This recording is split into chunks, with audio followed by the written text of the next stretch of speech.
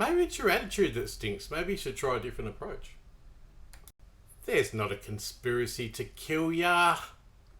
Of course there's not a grandiose state, local and government oppressive force to desecrate your soul and rob you of prosperity. You can't die in a hospital and literally have it called a fatal attempt and a lethal injury and nothing happened. Of course someone would stick up for you if that happened. You know, a family member, a friend, everyone would be outraged. The Health Complaints Commissioner, they would definitely be on your side. There's no way that the Mental Health Complaints Commissioner, if you're a mental health client of our hospital, would deny that even happened. Of course the Mental Health Complaints Commissioner would not outnumber you and be caught out, be being biased due to them abandoning you and favouring the hospital to protect those in positions of money, power and privilege because you're utterly and absolutely framed. Now, considering even if that were to occur, like no one actually cared that you died, then of course, if you went to the Ombudsman, of course Ben Calder from the Victorian Ombudsman would see that using an illegal contraband, such as a vape pen, is contravening the human rights law and is clearly an issue that needs to be, at the very least, apologised for, and he'd never condone it. There's nothing to see. The government cares for you. Oh, you're absolutely psychotic. I mean, they took you into hospital because you had delusions of persecution, and they were absolutely all in your head. A conspiracy to murder isn't a correct way to describe the profound, systemic, local, state and federal government oppression that you've had to face. It's obviously you and your mental health issues that are at play here. The Attorney General, she's awesome. Michaelia Cash, what a legend. I've got a whole lot of issues under the Michaelia Cash, like the Australian Human Rights Centre, free kicking $1 million case to the opposition. But the government had nothing to do with that because I wouldn't have known that it was all foiled because I went to the company directly and got an atonement from them. So obviously there's no crime committed there. And Comcare are an entirely reputable and beautiful set of people, and they really help people who have valid work cover compensation claims. And in addition to that, Paul Fowler, he's not corrupt. Paul Fowler from WorkSafe, from Comcare, he wasn't the old head at WorkSafe. Therefore, if I had an issue with a Comcare appeal, I could easily go to WorkSafe and have them help me. And they wouldn't reject me. And they wouldn't say just go to Comcare, where I'd still be rejected by Paul Fowler. That would never happen. I love how HCF were just so pleasant and easy to deal with when I left my place of work, because I'd been framed in 2 VOCAT cases and triggered by my clients' sexual abuse and incest and child rapes, as my same thing of the sexual abuse case was going on for me with VOCAT.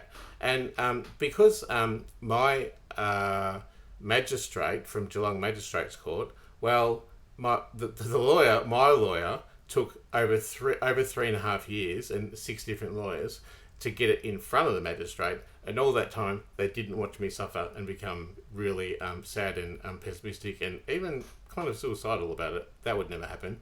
And it would never happen that it finally gets to the magistrate and your lawyer rings you up and says, oh, it fell over in court, that's it. We'll wait till you hear your instructions. And I say, hang on, you can't just say that. Like, where's the evidence? And they would never say, oh, that's personal information. They would never say about a sexual abuse case just after your lawyer left it go so long watching you nearly kill yourself, and then they illegally gave you an outcome, and you wouldn't be able to, you'd be easily able to go to a government agency and report that. There's no way that after all that happened that they'd wait literally and intelligently until it was out of time, so you couldn't appeal, and then you wouldn't beg for an element of existence that it even occurred. You wouldn't have to do that because it'd be just so done by the book.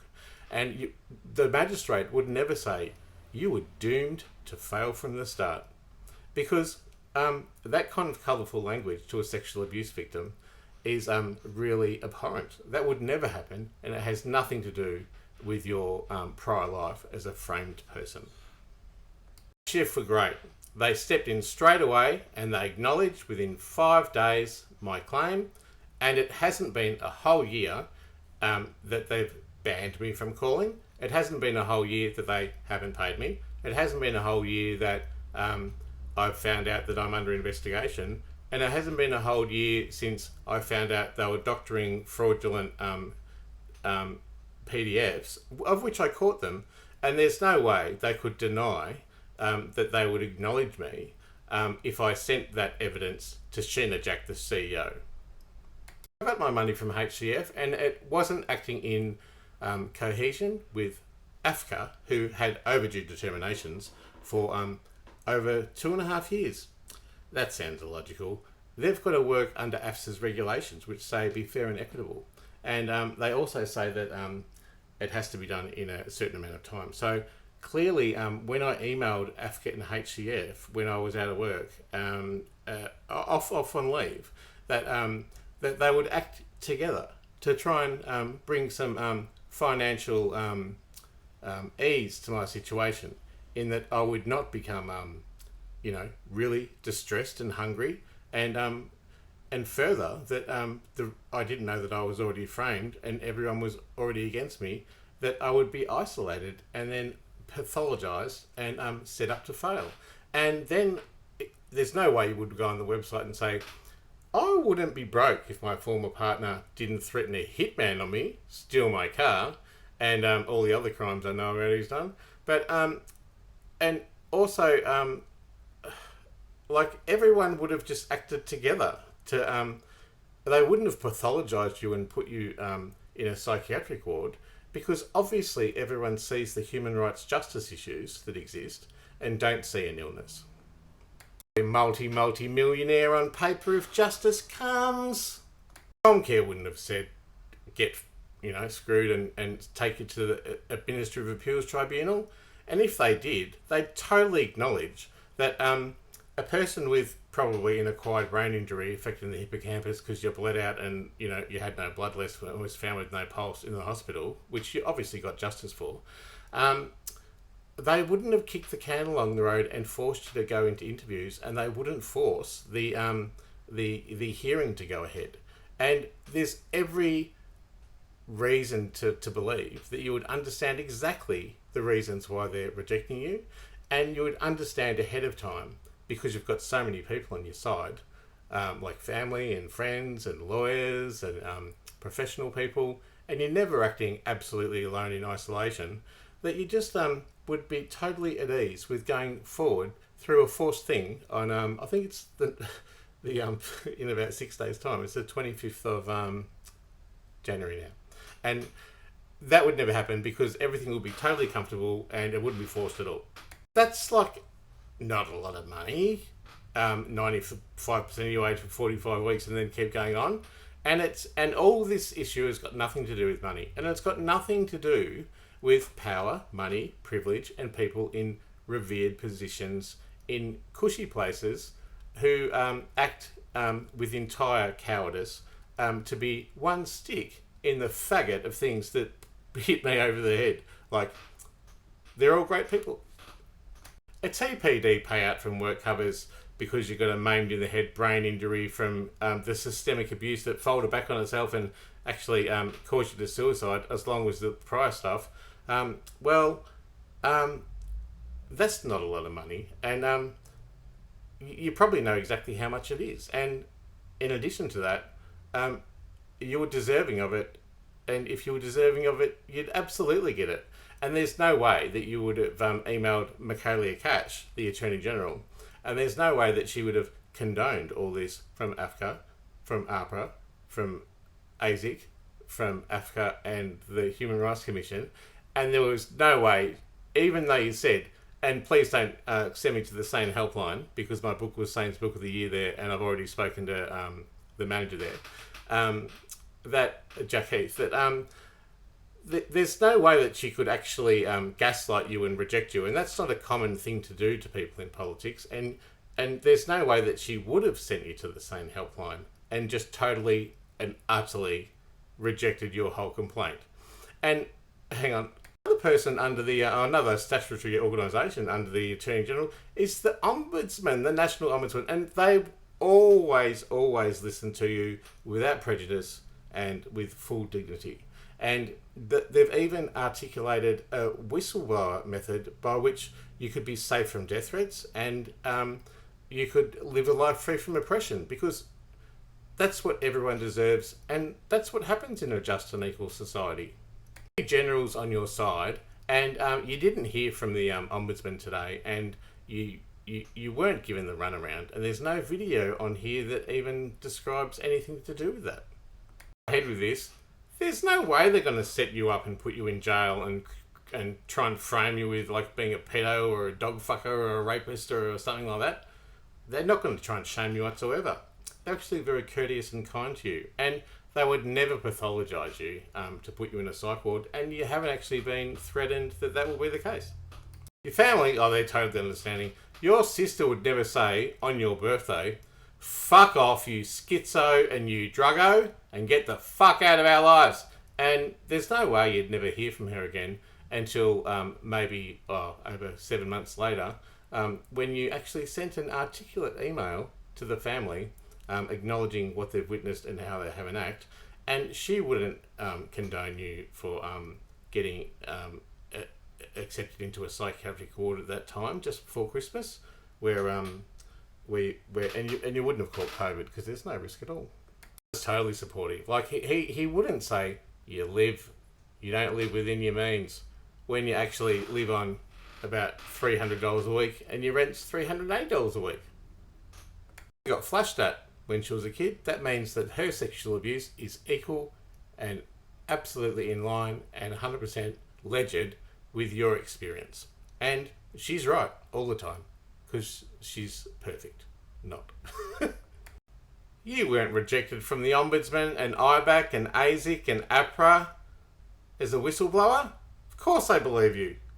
Of course you're not the enemy of the government. And of course you're not some infamous vagrant like Ned Kelly. Conspiracy to pervert the course of justice is a crime that's taken very seriously in this country. And so is victimisation. Victimisation would never occur. In fact, there's no way that you could ever be totally and utterly banned from the Victorian Human Rights and Equal Opportunity Centre. And additionally, totally broken-nosed by the Australian Human Rights Centre. Because everyone cares about human rights, even if you die. You deserve to die. Anyway, you were saved anyway. You were hardly even dead. The hospital kicked you out. That's rubbish, they kicked you out. They let you go ethically. They knew where you were staying. They knew you had a place to stay. They knew you had a job. They knew you had money. They knew you had food. And they let you go in an entirely equitable manner that was in line with human rights litigation. And they followed up very, very well with following up a suicidal patient. And you didn't even have to wait very long to see a specialist. In fact, it only took, how long was it? Just over 11 months to see a psychiatrist. And that's totally and utterly cool. Just because you can't feel your feet, like that you've got a pair of dead socks on, doesn't mean that you've got any issue to complain to the doctor about. And in addition to that, just because the Werribee Mercy Hospital, the hospital in which you literally died at and then was accidentally recovered and revived, and the Health Complaints Commissioner covered up, and then the Mental Health Complaints Commissioner were called out biased with Alex Tinter, and the Ben Calder, the Ombudsman, condoned that as nothing to see, and because you're absolutely cooked from the top, just because of all that and you can't feel your feet, it doesn't really mean anything. And there's nothing wrong at all with the CEO of the hospital, Dave Stevenson. Hello, Dave. There's nothing wrong with him at all personally emailing you and saying, if you've got a problem with the hospital, sue me directly and personally, knowing full well that you A, can't go to police, and B, can't get a lawyer because you're banned from the police and you're banned from getting a lawyer, and that this is totally cool. And in addition to that, he would never have the agency or the audacity to do that in such a vile, audacious way. And in addition to that, Ben Calder said there was an apology from the hospital. That's right. Because they apologised not for the systemic conspiracy that ended in my murder, or the abandonment of duty of care, or the entire framing, maiming, shaming, victimisation of one singular person, or the misdiagnosis, or any other numerous things. They actually apologised for the broken toilet brush that I tried to use to sever my artery, and they wrapped it up in my clean clothes and delivered the dirty toilet brush back to me. And in the apology, they said, "We're sorry, we don't usually give away hospital property." And that's totally and utterly cool. And there's no tongue-in-cheek big FU at that in that whatsoever. And Ben Calder was absolutely right to see that there was nothing wrong with that. You weren't maimed after you left hospital. They didn't put you on job seeker instead of the pension. That'd be silly. It's really ridiculous that they all knew that there was a court case coming up and that there were litigious things happening. And that Mike 121, the person who's hosted your website from the old people at White Dog Green Frog, they never would have just stepped right out of the blue and deleted all of your websites, all of your emails, all of your backups, and all of your evidence. They would have never done that, and they would have never blocked you immediately and done it without warning and with impunity, because there's no way that they could do that absolutely at all. Like, that's just crazy talk. And there's no way that if you went to the business.gov.au or business.vic.gov.au, they would all care about it. And if they didn't, they might want to send you to the Small Business and Family Ombudsman, but they would never just reject the complaint. And if they did, they would send you to the Telecommunications Industry Ombudsman, and they would never ever have rejected that whatsoever. And none of this evidence is on your website. NDIS are totally cooperative with you. They haven't rejected you a local area coordinator. They haven't refused to pay 42 plus invoices that they knew from your landlord, Hung, that you would be kicked out as a homeless person before Christmas, and they wouldn't totally let that just go down the line and just totally reject that. And even if they did, like, they wouldn't blame Plan Partners, and Plan Partners wouldn't blame the NDIS. And in addition to that, I forgot what I was going to say. You wouldn't have had to email the NDIS minister and then have a representative call you weeks later, and they would be really helpful, and they'd sort it all out, and you would have a plan review, going back in time, to try and make up for the injustices. It wouldn't be months ahead, like in April. That wouldn't happen. Can't be refused a lawyer. You can't email Greg Hunt and Bill Shorten and Adam Band and Katie Hall and Mark Latham and a whole lot of other people, and they would absolutely come to your aid as a person who has really acted as an advocate for the last 25 years and even spoken in Australian Parliament. They'd be totally on your side. And even if you emailed Dan Andrews, Dan Andrews wouldn't see you as a pathologized mad person. He would actually really revere and help you through the thing, and he wouldn't send you to the support helpline of the Werribee Mercy Hospital where you've already been rejected from. They wouldn't have sent a message to you after all this time saying, "Oh, we had to stop because of an impasse." And we all know what impasse is. None of that would have ever happened. From contacting HCF, how ridiculous. Yeah, ASIC wouldn't have accepted your bankruptcy because they would have known that you were owed all this money, at least $500,000 from your former partner. I mean, that's as easy as a walk in the park. And of course, if you had to provide evidence to ASIC that you didn't have to go bankrupt, they would totally come to the party, and the senior people there would be totally on your side, and your bankruptcy would be wiped easy. You wouldn't be rejected whistleblower rights from APRA because you're not a Commonwealth employee. I mean, there's no way they do that because you actually have a registration number with the federal government. Duh. Having a psychiatrist or psychologist after a whole year after killing yourself and then living on, say, like $40, $50 a week for a whole year in poverty isn't a symptom of the system that's kicking the can down the road, delaying and deferring you any justice whatsoever until you aid and abetting your own death. That's not even happening. And that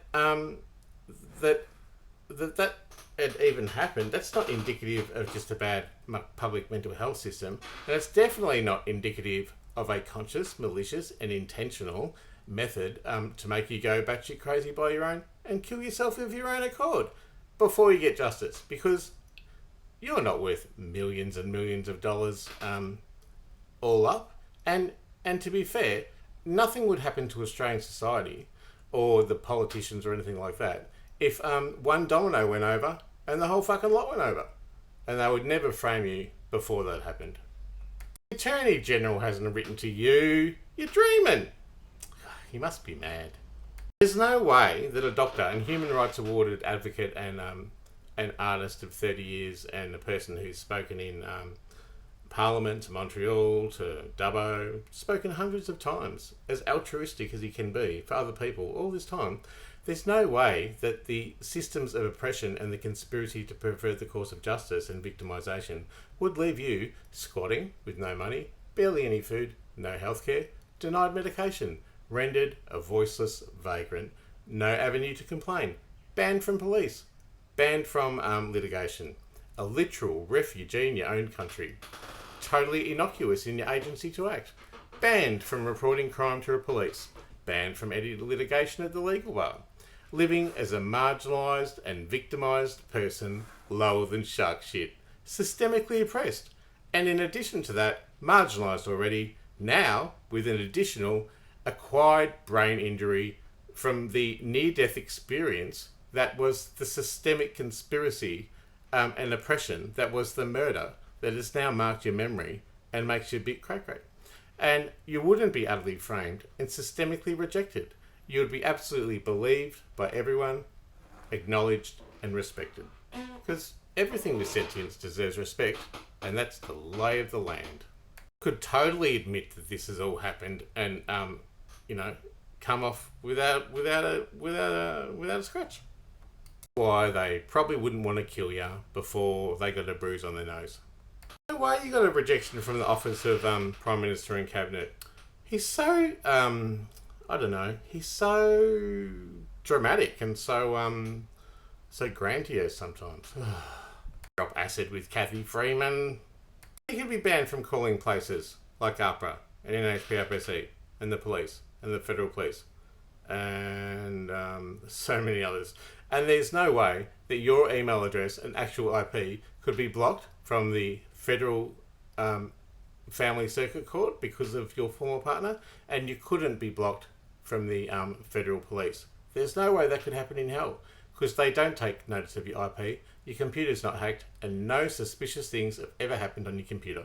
And you don't have evidence of that, and it's not on the website killing.info.